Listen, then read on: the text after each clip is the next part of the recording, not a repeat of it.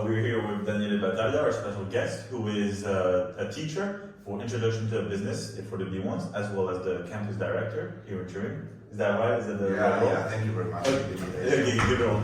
So, you want to introduce yourself? Yeah, first of all, how are you doing? Are you good? Good, yeah. A bit excited because of this. Okay. Let's see where it goes. Is it the first time you're in an interview? No. Obviously, no, but in the podcast. Yeah, I would say it's the first time. Yeah, so let's see. What made you join us today? Say again? What made you join us today? What?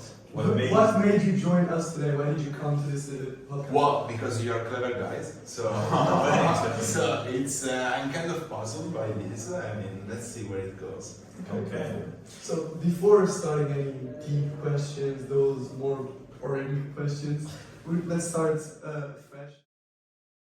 So what are your hobbies in general? Do you have anything you like to do? Well, I was used to have hobbies before joining the school. I was used to have hobbies, before joining the academic environment. No, besides jokes. I'm a fan, a football fan. Oh. This is okay. So I do love watching football and I do love practicing football. Actually, I was used to play football till. What position did you play? Guess it. Okay, wait. Okay, first is very tall. I'm thinking like striker, like Holland type vibes. Okay, no. It's between. There's no. It's a winger. No, I would say it's how you saying? Central midfielder, maybe? No. Defender, central defender, Central defender. or goalkeeper, maybe even. No. Goalkeeper. Yeah, he's Goalkeeper. I'm a goalkeeper. You're goalkeeper, okay. I was, the guy who wasn't able to play, with feet when I was young, so I was the kind of guy. Okay, go in the. I think you'll go into the yeah. But you think it's a bit boring, like staying in the goal, No, waiting it's on super the fun. I mean, most important role. You have all the responsibility on yourself. If you fail, the entire team fails. And actually, last Monday I was failing in the last match. But So sort of the silver lining of your career, the whole responsibility is on you, even now with the campus there. that's a good thing. No, definitely no. I mean, it's more a story of a team. Okay. Both, in the pitch and also here in the school. What is your football club? Your Juventus. So actually, what did I tell you? I'm from Torino. People from Turin actually, are used to Not liking Juventus. No, they're used to support Torino, which is the local team, the other local team. But I'm for Juventus. I mean, I was born when there was Roberto Baggio. I don't know whether you know him. Del Piero. When Juventus, I mean, I was 7, 8 years old when. So prime Juventus. Yeah, when Juventus was winning the Champions League. So Yeah, you had I to was work. I was following it all. It makes a lot of sense. Yeah. Obviously, we have a big question. I'll let you do it this time. So Okay. So this is a universal question. We need to know. The people need to know. Ronaldo or Messi? And I want you to think very well for yourself. Because of the context, we might. No. Let's just. Okay, so that's a tricky question. Okay, You can describe each player and say what do you think. I mean, I was used to stand for Ronaldo. Okay, Yeah. because Ronaldo is the kind of example, it's kind of mentor for. It's kind of icon. And I go. I mean, it was nothing. Let me say. Okay, he had maybe some talent, some skills already, but he is made by himself. Training, yeah. It's a matter of training, hard working, and so on. So I was used to stick for Ronaldo. Now I'm more leaning towards Messi. Possibly because of what happened with Juventus and so on. But I'm not sure yet. You have to choose one. There's no maybe one. This is a Maybe the World Cup also helped Messi quite a lot. No, not that much. Oh, interesting. I mean, more because of I'm kind of appreciating more, the kind of leadership. The leadership is kind of emerging more from his side too. Yes. It's a different type of leadership, which is interesting. You really have different ways of going through things. So your answer is Messi. Yeah, I would say For now. It's a pretty sad answer. Okay. But to be fair, I mean, you are in this dualism between Ronaldo and Messi, and I understand because of your generation. Is there a third? Yeah, definitely. Can we try to guess? Okay. Is he Italian? No. Is it It's not Italian. Fede? No. Fede? Pelé? No. Can we get a? Is he European? Yeah. It's South America. South Americans. If it's not Maradona, Or Pele. he's a big one. He's a legend. Yeah. An old legend, not like 2010 before. Not that old. He played in Italy too. Played in Italy. In the late 90s. Late 90s. Did he win the Ballon d'Or? Yeah. Kaka? No. Has one. Yeah. Kaka, the best of all time. Kaka. He played also in Real Madrid, in Barcelona. Is it Ronaldo R9? Yeah. Okay, The real. The real Ronaldo. Ah, crazy. Yeah, okay, no, that makes sense. He had a high peak, yeah, for sure, yeah. Yeah, I heard many people saying the same thing. I mean, probably it's because I was young at the time. Okay, well, Now he stops. Yeah, that's let's get back to the actual academics. I think this was a great football pause. I had a question. So I know you're mainly for us, you're a teacher here, especially for the introduction to business. At least that's for us how we know you. How would you present yourself and the operations that you do here at ESCP? Well, it's it's a complex question because the kind of perception you have, of us as teachers, it's different than the perception we have of ourselves. Because actually, we are teachers, but teaching is just part of our life.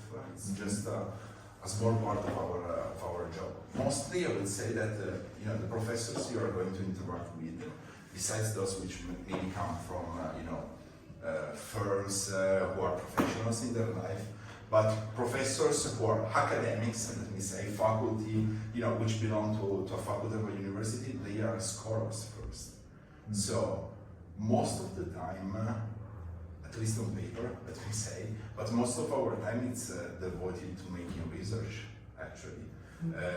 The other, there are different missions we have here at the SCP, but also more broadly within universities and in other schools.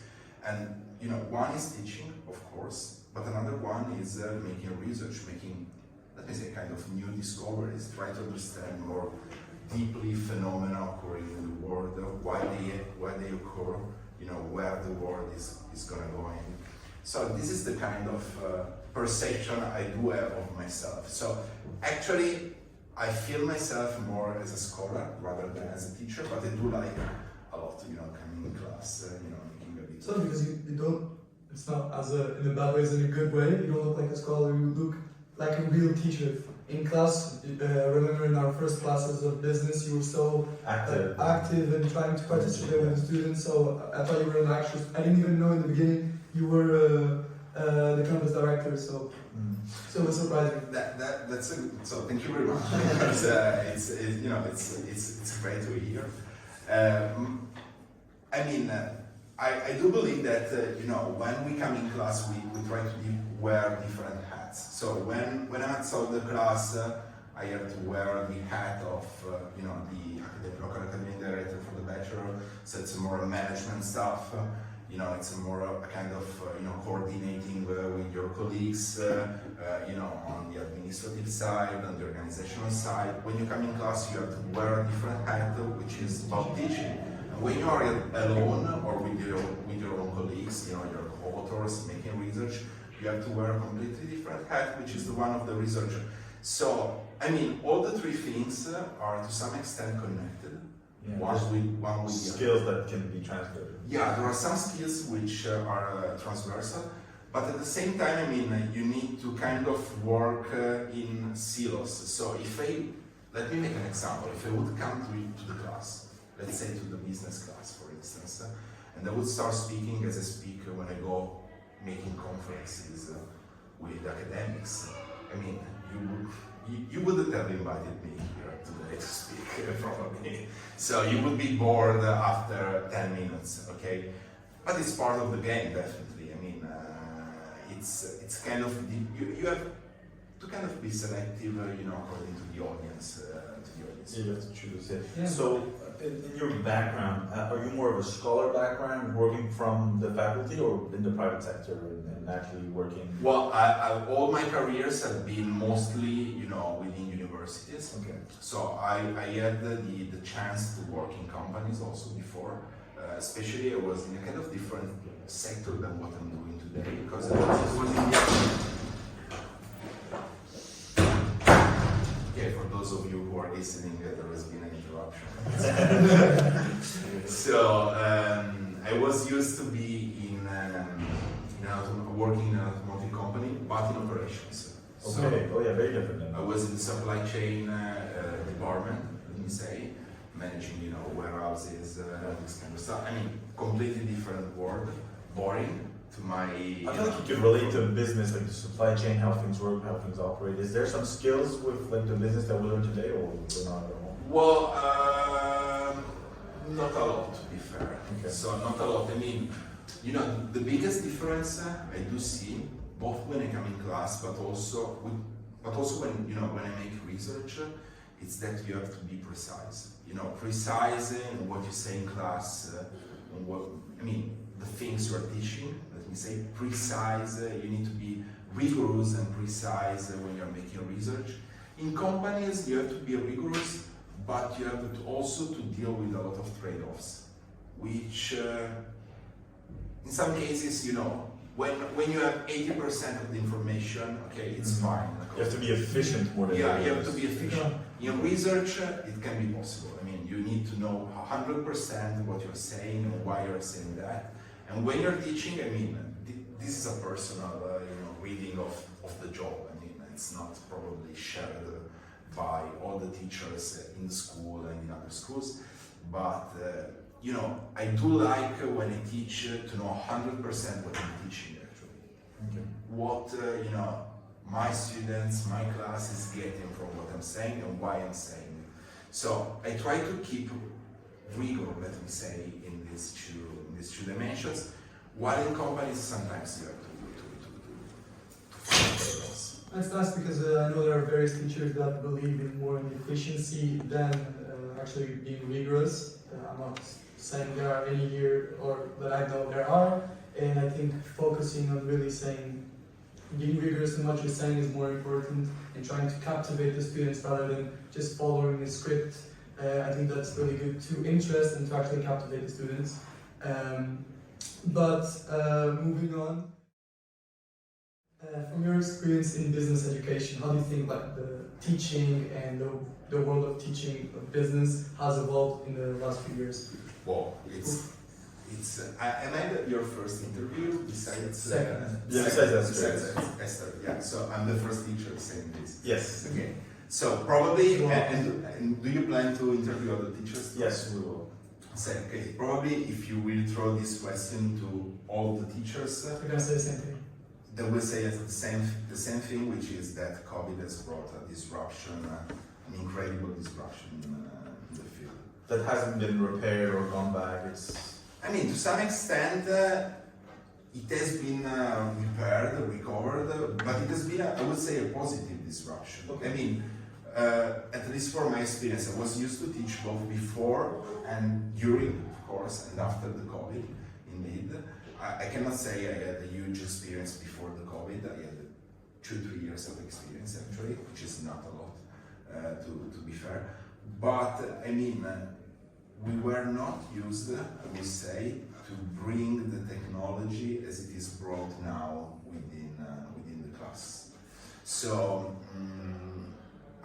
let me say, I'm kind of intrigued, by using, as much as possible technologies, when I'm teaching. But intrigued in a good way, or intrigued in maybe you think without technology you'd be rather... No, in a good way. I mean, I do think that this disruption has to some extent closed the gap that there is between teachers and students, to some extent. So, let me try to clarify, to give you a bit of context on this. So, I do have the perception that, I don't know whether it is a bias or not, but when I was a student, the kind of focus we were used to keep on the class was higher than nowadays. I mean, it's not a problem. It's part of how the life is evolving.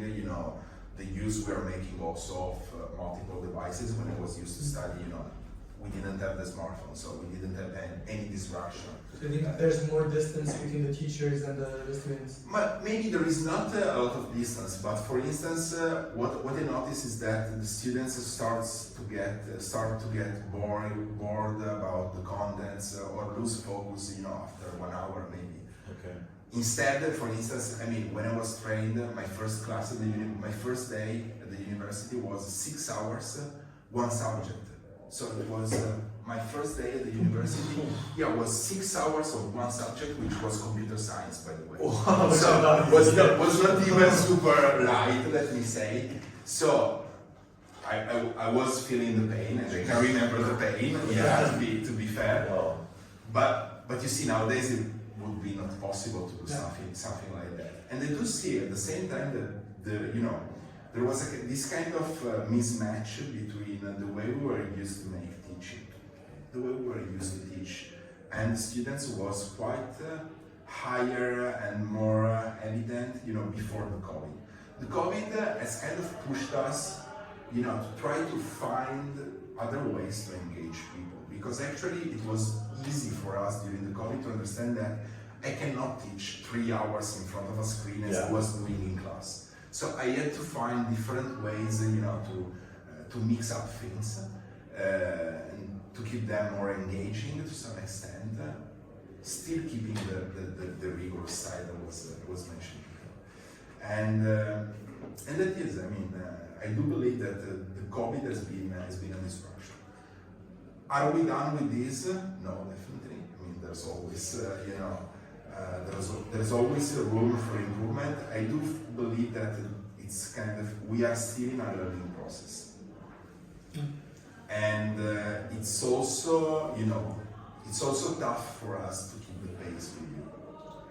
I understand, but obviously the COVID brought ups and downs.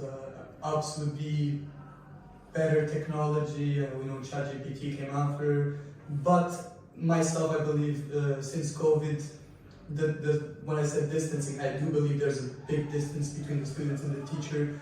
Just having a screen in front of you changes everything. Yeah, I think the thing is, when you start a class and it's an interesting class, we're going to be interested maybe as much as you are. I don't know how you were, but I think it's really the drop off gets a lot steeper, because as soon as we are slightly bored, we get instantly pull the phone, notifications, all of these things, and makes it so we have to be more engaged constantly with activities and things like that. Or if I have a class that I know that I have everything in my computer, maybe if I'm tired or I'm bored, I'm gonna be maybe I can work this at home. Yeah. So I'll stay in my computer, maybe check some emails, whatever, and then at home I will study. So I think this is a big negative side of the technology that has changed a lot how we study.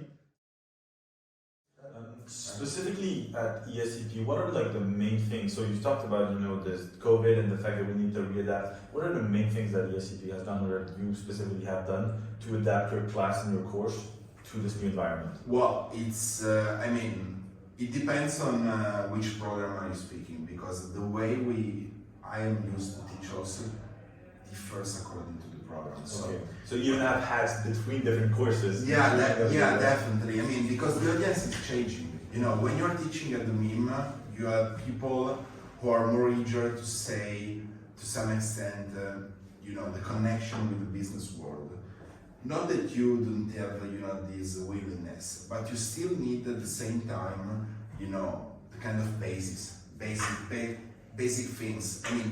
Not the basic things, the basic language, let me say, to deal with business. So there is this difference, and this pushes you to adopt different styles within classes. So, for instance, let me make an example, a practical example. One thing I really like about doing, is about discussing case studies. I do like, using real case studies within classes, especially, I teach strategy, so it's a kind of a way. And it interests more people. Yeah, it interests a lot more people. It's kind of engaging the entire class and so on. But this works well, with the mean guys. who have the kind of vocabulary, who have the kind of Previous experience to understand. yeah, this stuff. also some previous experience. Some of them already maybe have some internship, some company experience they can bring on the table, in the discussion. Instead, I do like, for instance, here at ESCP, what I do like really in the bachelor is this follow-up format. So I do like it because it helps us, to kind of establish this common dictionary, let me say, this common language we should have, and also to explore, the theoretical concepts you are bored of, during the online class you get during the online class, to start to try to apply them to real cases. And it's very nice because, the common thing that there is between this kind of format and the case studies is that you don't know always, where you're going to end up with this. So I do have some general questions in the back of my mind to throw you in case, the discussion doesn't start, doesn't go on. But in general, especially this year it was very effective, at least for me in the course, the follow-up sessions were really good. So, I was not aware of where the discussion would have been ending. I remember a few case studies. I remember the Netflix one. Yeah. We talked a lot about airlines. I don't know. Pizza Hut, the airlines. I do remember. So yeah, we discussed a lot about airlines because a lot of examples in the strategy field are about airlines. It's very clear, I feel like, as an industry. And it's also something, all of us can experience. Yeah. So we all have knowledge. We could have spoke about, for instance, the supply chain in the food and beverage industry. Okay, maybe the example was super good, but Pizza Hut. I think we talked about Pizza Hut. yeah, but not maybe about the restaurant. Yeah, not maybe about the B2B business between restaurants and the intermediaries. Exactly. I think, for example, the cases were really good because you can learn it online and genuinely you think you have the concepts right. However, once you're presented with a real life case and you have to use it not as an end but as a mean, that's really when you start rethinking all of it and really when it's get really useful and you start learning it. I think it's quite interesting. As a campus director in general, I was thinking for this year and just in general the scope of campus director for the bachelor. For the bachelor. Yeah. Okay, for the bachelor. No, it's a big deal. What are sort of your goals, first of all, for this year, and just in general, what is the scope? What are you aiming at with the training campus? Well, that's a good question. There is a kind of tension here. You have always to manage. You can, unfortunately, you would like, by being a campus director, you would like to be in every class, to see how things are going, what are the issues, what are the things you can improve, and you cannot, of course. It's impossible. It's tough for you to follow everything, so it's impossible. So one of the main, let me say broadly, the main aim I would have is that you get, a good preparation for being in the world, which doesn't mean that actually you know things, theory, or you are super good in practice, in practical stuff and so on. But actually that once you are out of this world, you get a sense on how to solve problems. Let me say, you will face a lot of problems in your life. In your personal life, but also in your job. And to me, the main point is that you have a kind of backpack, with some tools within, and you know which tools you have to pick up.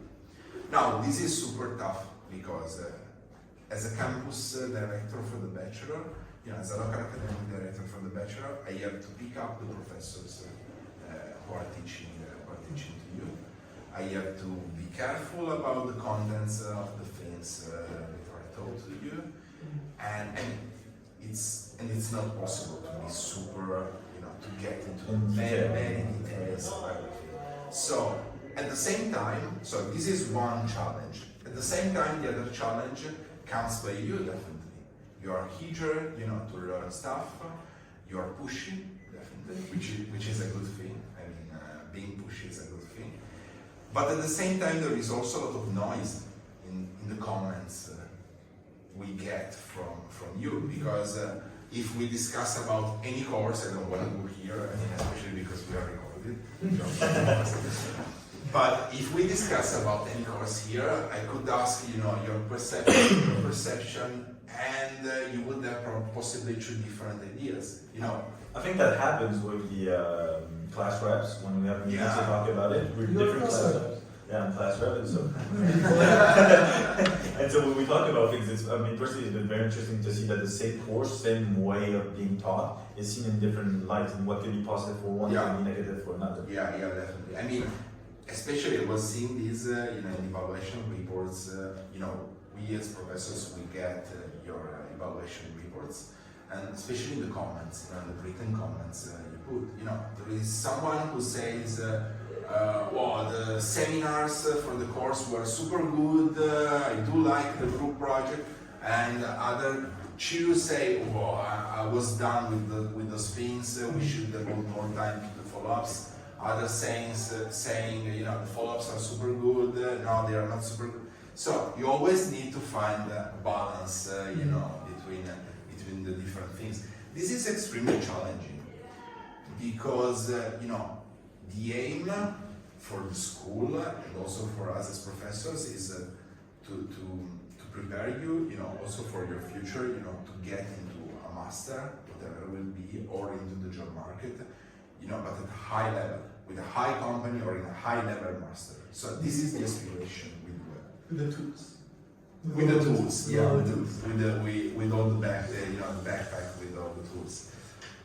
But this is challenging because when I do see your feedback, how do I know, who is providing me this feedback? Is it a good student? Is it a student who is lazy?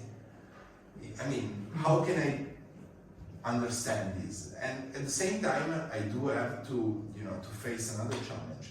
Because if a good student says, we should go deeper into this topic and, for instance, avoid this other one. And they may agree with this. But, maybe the lazy student or the student who doesn't have the same background of the good student, they can complain about this stuff. So who should they follow? My aim should be to bring up, the students who are behind, or should be just to value those who are the top players? I believe you should value free. I think you should take a pile with everybody, mix everybody, make a pile with the good students, with the bad students, and from there you try to focus on what's best and try to understand. And you find a common point that it goes throughout. But it's extremely challenging. Maybe those who are eager to learn, who are super pushy and so on, are those who would like to work 24 hours per day, and we can discuss also about this later on. So are those who would like to work 24 hours per day.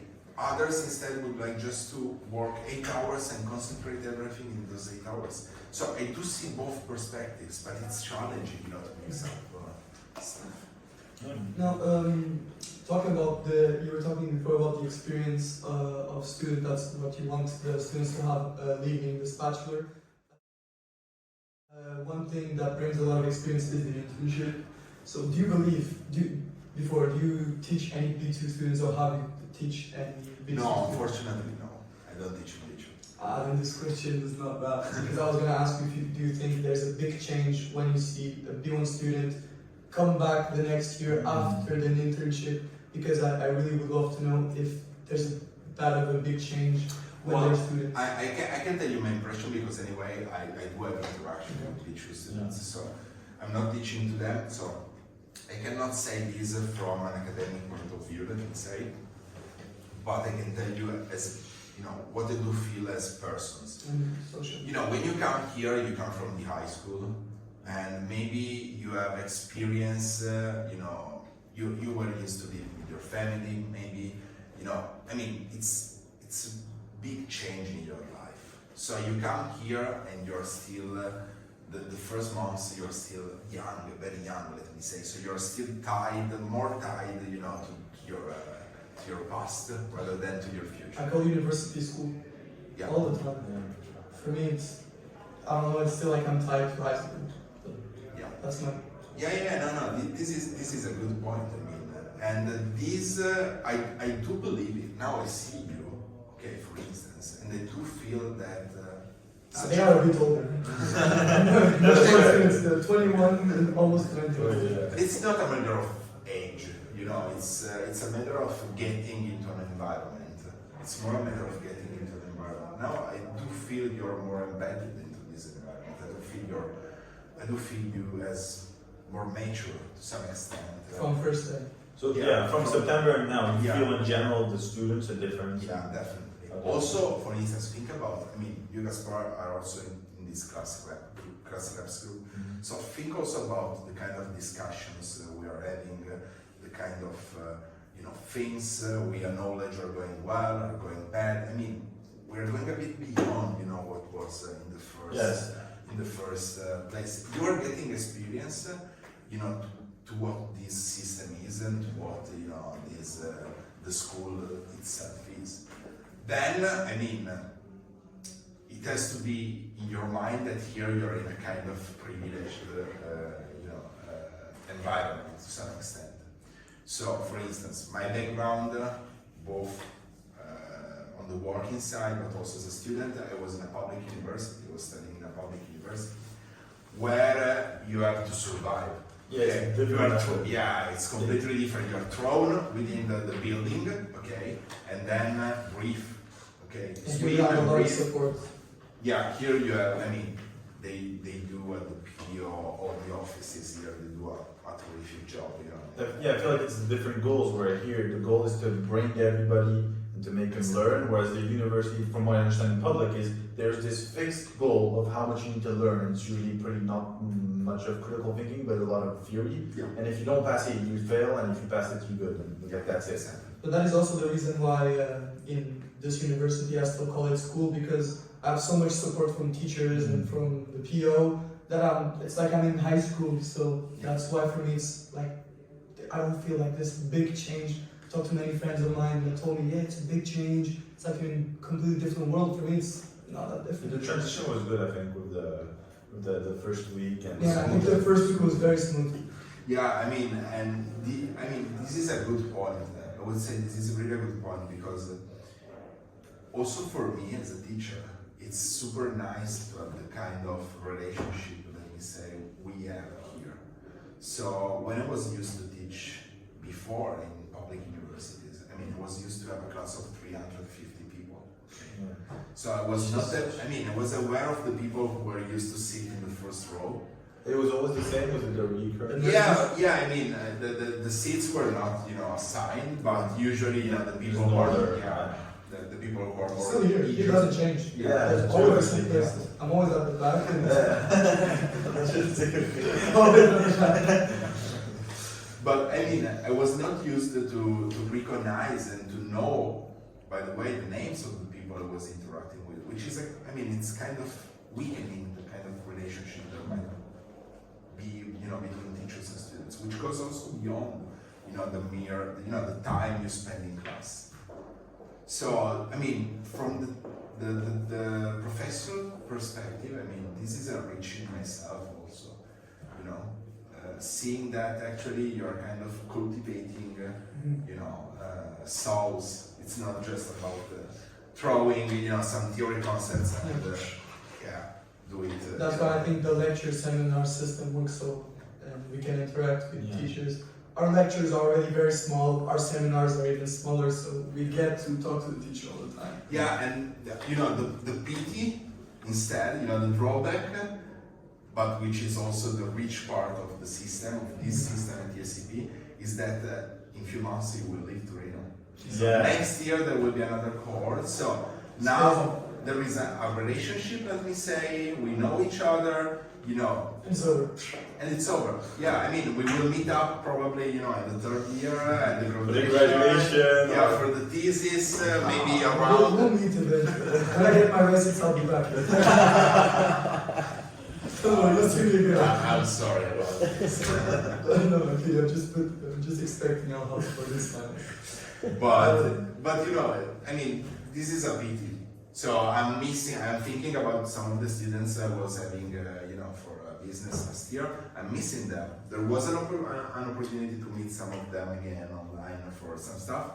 But I mean, the relationship is still there, possibly, but you miss, the daily routine. Actually, because you spend a lot of time here at the campus. So Yeah. Next year you're gonna have the new campus. Is it like very much bigger than this one, or is it? What's the difference? Because we've seen I know- personally, like Facebook photos. I didn't do and it. No, general, I didn't see anything. I But have no clue. it's like rendered images. Like we haven't been to the campus, we haven't seen. So how is the next year campus? well, first of all, are you checking the pictures? Yeah. It's just, I don't know. It's just So actually, it's bigger. This is the first. I really thought yeah, this that's is a very great big. point. This is very big. How can it be bigger? No, it's bigger. The SCP, yes. It's fully for us, first of all. So here we are sharing it, with Like really the with the green. meter. Yeah. This is the campus. Okay, I'm not gonna put a video here, but Yeah, it looks good, at least on the pictures. Yeah, no, it's good. they even have this. They have this. Yeah, they will have this next year. Yeah. I haven't been Why there you- yet. Okay, for I- they're gonna get rooms like this. Yeah. That looks great for This them. is a Harvard room, a Harvard style room. Yeah, like US universities, I see there was, yeah. Yeah. Okay. And I'm super excited about the new infrastructure, the new kind of rooms. Here we are striving a bit with the spaces. It's crystal clear, I would say. But the effort was being put in envisioning and designing this new campus. It's amazing. We will have much more space. Indeed, there will be much more students. But it's There's gonna be much more. possibly yes. We are 170 B1s this year. And 300-ish B2s, I think, right? How many do you expect? for Well, this year? it's not clear yet at the moment, but there will be more seats, Oh, this campus is really good. The only things we've had problems with are mainly with, for example, when the charging ports don't work or the Wi-Fi doesn't work. And in class, when we have to do quizzes, then we have to. For example, last class, I had to go to next to the teacher to be able to charge to do the quiz. But in terms of campus itself, the cafeteria is great. The space is nice, so. No, the space is nice. The building also is a very nice building. The building is nice, and it's fine.